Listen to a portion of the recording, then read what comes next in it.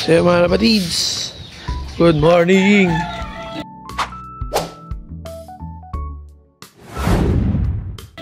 Yan mga kapatids, at third lap natin, BBC. Nanitang kaya, natang traw? Pamasko. Camarines Sur, mga kapatids. So, around 300 km na 338 km distance.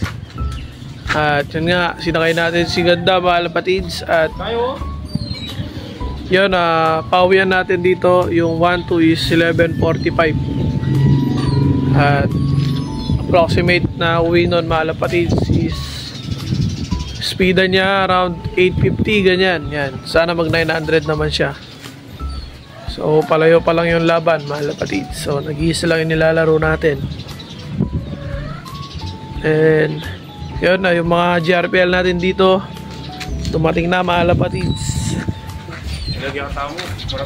Ayan mga kapatids, meron na tayo dito mga GRPL natin sinakay galing Bulacan. So ayun sila mga kapatids. Ayan o, ayan, Bulacan mga kapatids. Pang GRPL natin yan, dalawa na lang. And then yung mga breeder update mga kapatids, yan mga sisiw na yan. Ayan o, ayan, sabay-sabay na yan. Ayan, ayan mga kapatids. Ayan yung mga breeder natin. Meron tayo sa doon yung pula. Ayan yung may yellow na ano mga kapatids. Then isa pa dito, meron din dito. Ayan o, ayan, meron isa dito mga kapatids. Ayan, mag-focus. I-focus mo. Ayan, may isa dito mga kapatids. So yung kay Kuya BJ ito. Ayan, ano yun, DD Badenbroek ni Kuya BJ mga kapatids. So yun, time check tayo mga kapatids at 11:20. So 25 minutes na lang, abangan na natin. Peace.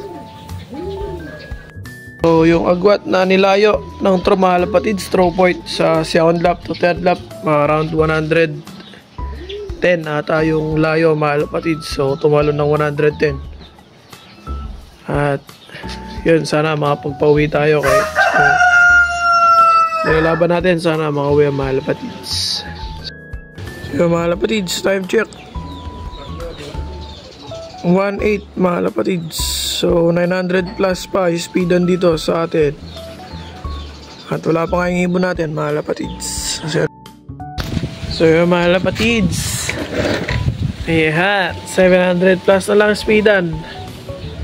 Time check tayo dito is alas 2 mga kapatids.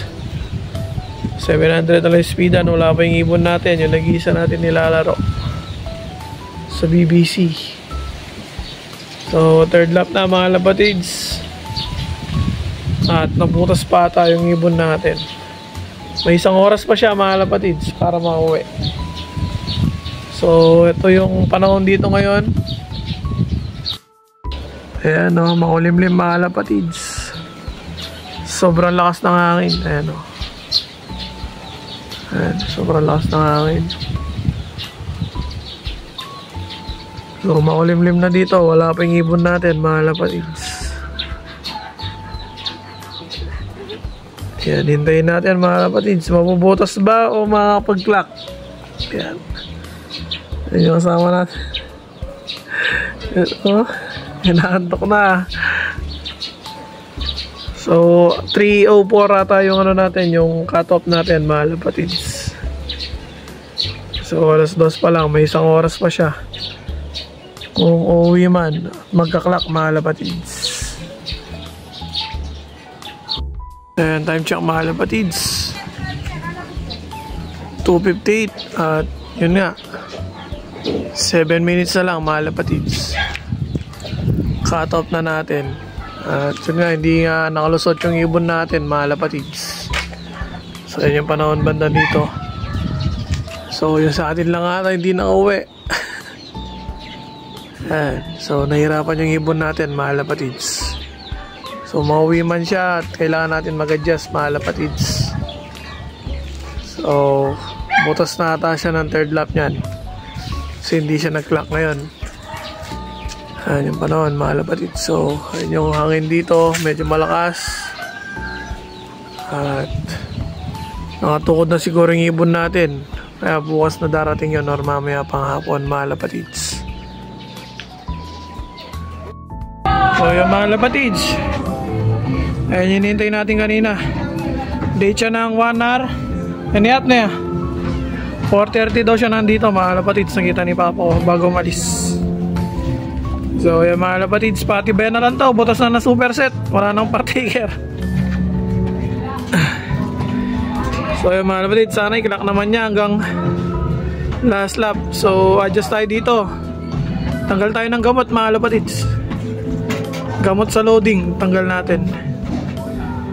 So yan. May isa pa tayong sasakay sa 4th lap mga kapatids. Kita-kits sa Legazpi Albay mga kapatids. Peace.